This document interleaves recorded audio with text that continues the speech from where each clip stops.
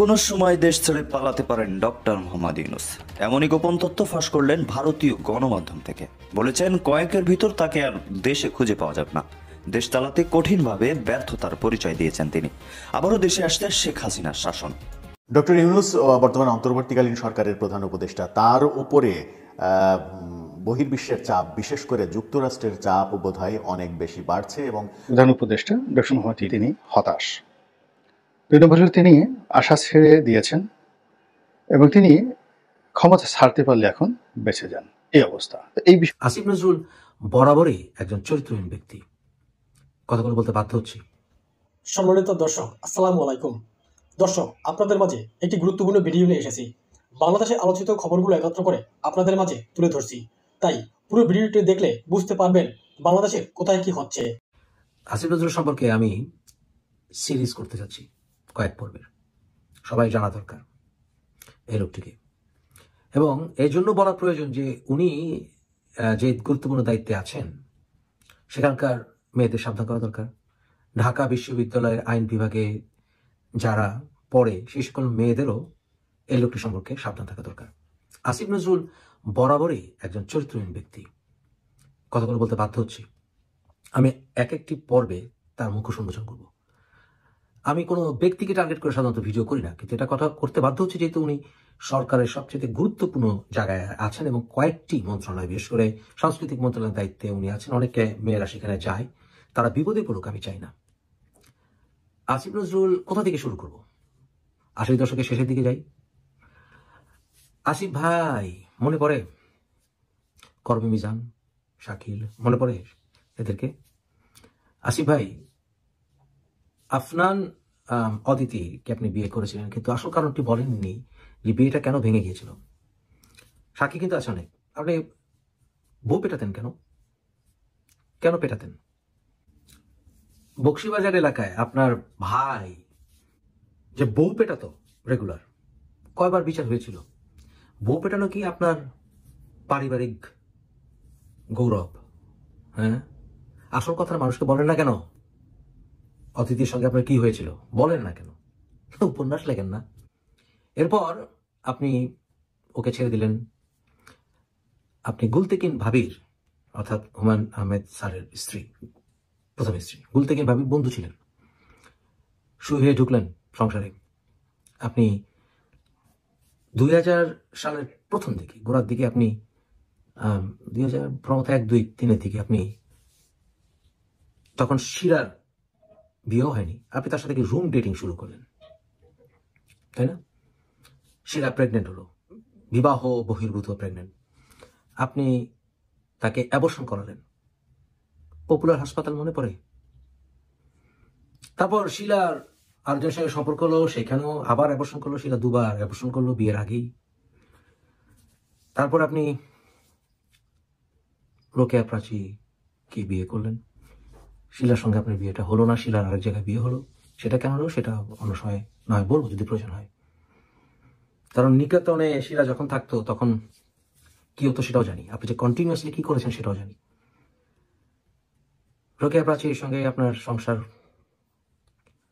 কি হয়েছে সেটা ওনার সম্মানার্থে এখন নাই বললাম। তবে আপনি গতকাল একটি প্রোগ্রামে আপনি রবীন্দ্রনাথের ব্যাপারে একটু বীতশ্রদ্ধা দেখালেন এবং আপনি কবি নজরুল ইসলামকে অনেক উঠানোর চেষ্টা করেছেন। কবি নজরুল ইসলাম তো এমনি উঠে আছেন, কিন্তু আপনার মতলবটা অন্যখানে। কারণ মোল্লা মৌলবীরা রবীন্দ্রনাথকে ছোট করতে চায়। মাওলানা ভাসানী কিন্তু রবীন্দ্রনাথের সাহিত্যের জন্য সংগ্রাম করেছিলেন, কারণ পাকিস্তান শাসনামলে পশ্চিম পাকিস্তানের চেয়েছিল রবীন্দ্রনাথকে ব্যান্ড করে দিতে। আপনি সেই গ্রুপেই পড়েন। আপনি কপালটি পছন্দ করেন না, হিজাবে মেয়ের আবার গান শুনবে কেন আপনি পছন্দ করেন না, নাচবে কেন পছন্দ করেন না। না, ভেতরে তো আসলে বাবার পরিচয় লুকিয়ে আছে, মার পরিচয় লুকিয়ে আছে, তাই না আসিফ ভাই? কারণ গাছের ফল যখন পড়ে না, গাছ থেকে খুব বেশি দূরে পড়ে না। তারপর আসিফ ভাই, ওরা কে? ওরা মনে পড়ে? ওরা কে মনে পড়ে? ওরা এই মেয়েটি, এই ওরার সঙ্গে আপনি সম্পর্ক রেখেছেন, বদমাইশি করতেন, তখন কিন্তু আপনি ম্যারিড, তাই না আসিফ ভাই? আসিফ ভাই, আসাদ গেটের রুম ডেটিং এ কয়বার গেছেন? কবার গেছেন আসিফ ভাই? কয়জন মেয়েকে আপনার ট্র্যাপে ফেলছেন? কয়জন?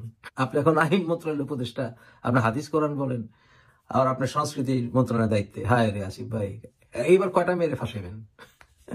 সাবধান, আশেপাশের মাইয়ারা সাবধান। তারপর ওরার সঙ্গে হলো না, কারণ ওরার পরিবার কমিটি রাজি ছিল না, তাই না?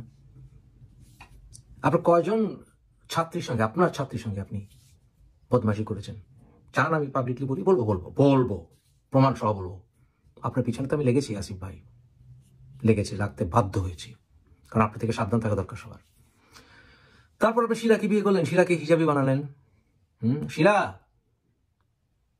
বেশি মৌলবিগিরি দেখাও না। তোমার বদমাসের ইতিহাসও জানি শিলা, তোমার বদমাসের ইতিহাসও জানি। তুমিও কম বদমাস না, তুমি আসিফ নজরুল চেয়ে কোনো কম না। বিয়ের আগে কয়বার অপারেশন করেছিলে? তো আসিফ ভাই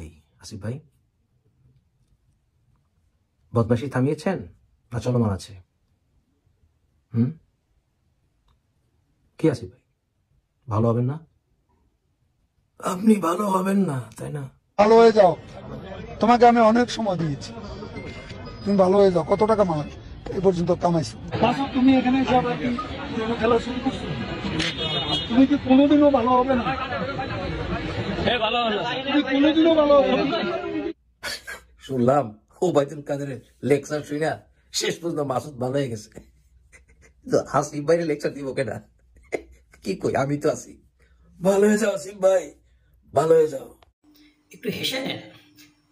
রাজশাহীতে সমন্বয়ককে হাতুড়ি দিয়ে শেষে কিমা কিমা করে দিয়েছে ছাত্র দলের নেতারা। গতকাল সন্ধ্যায় রাজশাহীতে বৈষম্য বিরোধী ছাত্র সমন্বয়ককে ছাত্র দলের নেতারা কি নিয়ে একটা বিরোধ হয়েছে এজন্য মেরে একেবারে কিমা কিমা করে দিয়েছে। তিনি এখন হাসপাতালে ভর্তি। বৈষম্য বিরোধী ছাত্র সমন্বয়করা গতকালকে বিএনপির বেগম জিয়ার সাথে ছবি পোস্ট করে কি একটা আবেগ প্রকাশ করলো, মনে হলো একেবারে সব স্বর্গের ধোয়া তাদের উপরে এসে মানে পড়তেছে, এরকম একটা অবস্থা। এই সমন্বয়করা সন্ধ্যা মানে দিনে অনুষ্ঠান, রাতেই একেবারে কিমা কিমা কিমা কিমা করে তাদেরকে হাসপাতালে পাঠিয়েছে।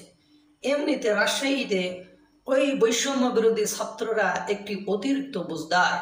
এই সমন্বয়করাই ওই যে আপনার পুলিশের এএসপিদের পদত্যাগ অব্যাহতি দেওয়ার জন্য গুরুত্বপূর্ণ ভূমিকা পালন করেছিল। সবেমাত্র শুরু গুরু। কালকে অটো রিক্সাওয়ালারা ছাত্রছাত্রীদেরকে পেদিয়েছে বা ওদেরকে চেঁচাইছে। এরপরে এর আগে আপনার ঢাকা বিশ্ববিদ্যালয়ে রিক্সাওয়ালা মামা এক সমন্বয়ককে পেদিয়েছে, চেঁচিয়েছে বা কষেছে। এখন একটা জিনিস খেয়াল করেন, এই সমন্বয়ক শব্দটা এখন একটা গালিতে পরিণত হয়েছে। প্রথম দিকে এদের পাটপুট, এদের ভাটভুট, এদের চাটচুট, এদের ওই ফাঁকা আওয়াজ, এদের ঘ্যাও ঘ্যাও, এদের ম্যাও ম্যাও সকলেও যদিও মেনে নিয়েছিল, কিন্তু বর্তমান সময়ে দেশের যে পরিবেশ পরিস্থিতি তাতে করে এদেরকে আর কেউ হজম করছে না। যে যেখানে পাচ্ছে সে সেখানে ফেলে এদেরকে চেঁচাচ্ছে। ইভেন এই ছাত্র সমন্বয়করা আপনারা খেয়াল করবেন, একা একা আর ঘুরে বেড়াতে পারে না, ওই ক্যাম্পাসের বাইরে যাইতে পারে না। কি একটা বিপদ! এরা এই যে কখন ধরে এই যে এলো এই ভাবভঙ্গিতে চলে। এদেরকে রংপুরে যেতে হলে ওই পুলিশের সাথে যেতে হয়, এদের আর্মির সাথে যেতে হয়। এরা শুধু ওই ক্যাম্পাস বা ওর ভেতরে অনুষ্ঠান দামি দামি গাড়িতে লুকিয়ে লুকিয়ে যায়। এদেরকে আহত যারা হয়েছিল তারা আর প্রশ্রয় দেয় না। এরা ওই জগন্নাথে গেলে বলে সব শালারা বাটপার। তো ওকে রাজশাহীতে গিয়েছে বা পেদিয়েছে। এর আগে লক্ষ্মীপুর না কোথায় ওরকম একজনকে কুপিয়েছিল, কি যেন হত্যা মামলা দেওয়ার জন্য তাকে কুপিয়েছিল। এই তো সবেমাত্র শুরু গুরু। আপনারা আপনাদের এই যে বিপ্লবের যে ষড়যন্ত্র দীর্ঘ ঠিক মাঠে চলছে হুলস্থুল কাণ্ড। সমন্বয়করা ডক্টর ইউনূসকে অন্তর্বর্তীকালীন সরকার বানালো, কিন্তু ডক্টর ইউনূস ব্যর্থ হচ্ছেন দেশ পরিচালনা করতে। এদিকে সমন্বয়করা বিভাজন হয়ে যাচ্ছে। বিএনপি ও জামায়াত ইসলাম তারা তাদের মতো করে দল গোছাচ্ছেন। কি হবে আগামী বাংলাদেশ? কবে হবে দেশ শান্ত? দর্শক, আপনাদের মূল্যবান মতামত আমাদের কমেন্টস করে জানাবেন। বাংলাদেশে শেখ হাসিনাকে আবার দরকার, নাকি ইউনূস দেশ চালাতে পারবেন? তিনি দেশে শান্তি ফিরিয়ে আনতে পারবেন? দেশের জনগণ কাকে চাচ্ছেন? আপনাদের মতামত আমাদের অবশ্যই জানাবেন। প্রতিদিনের আপডেট খবরগুলো একত্র করে আপনাদের মাঝে তুলে ধরি। অনেক সময় ব্যয় করে এই আপডেট খবরগুলো তৈরি করি। দর্শক, আপনাদের কাছে অনুরোধ থাকবে আমাদের এই ভিডিওতে একটি লাইক দিবেন, শেয়ার করে সবাইকে দেখার সুযোগ করে দিবেন। নতুন কোনো ভিডিও নিয়ে আপনাদের মাঝে আবার হাজির হব। সকলে সুস্থ থাকবেন, ভালো থাকবেন। ধন্যবাদ সবাইকে।